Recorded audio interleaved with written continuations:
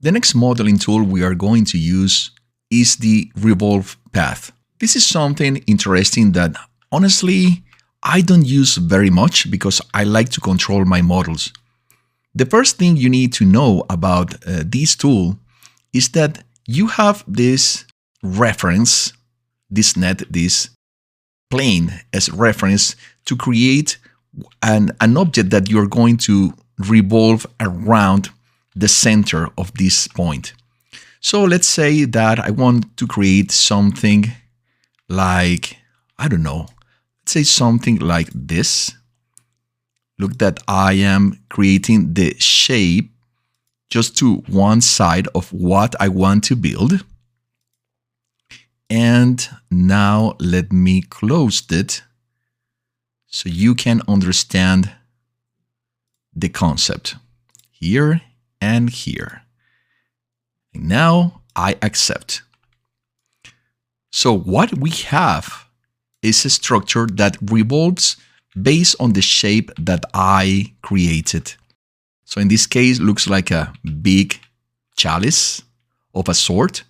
If you have a structure that is going to be literally revolve based on one, if you can make a cut on one side of this structure and you can revolve this around 360, then definitely this is the tool to use. Let me remove this actor just for a second. So now that you have the context of how it works, let's go to Revolve path. Let me get again here, someplace like in the center. And now I'm going to present you the other elements. In the Revolve, you can set, instead of 360, you can say, you know, I don't want 360. I want to revolve this just 180.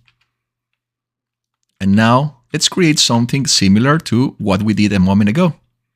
Let's say I'm going to start here and here.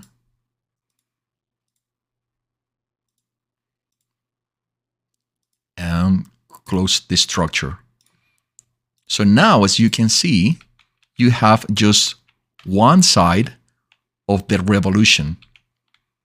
You can define how big the angle is going to be. Of course, the maximum is going to be 360, but you can define just one section. And if you have something like this, let's say once you have the mesh, oh, I made a mistake, Command Z. Once you have the mesh, let me put it here, and to get to the floor, I can rotate the mesh, let's say, and again to put it on the floor, and then create something that you might use like just one section of this object. If it makes sense for the scene that you are creating, that could be a tool that you can use. And of course, you don't need to make the entire rendering of the object. You just need half of the object or a quarter of the object, depending on what is your requirement. If you ask me, I think this is the best way of using the Revolve path, when you don't have to do exactly something that revolves 360, but an angle that could be a bit less.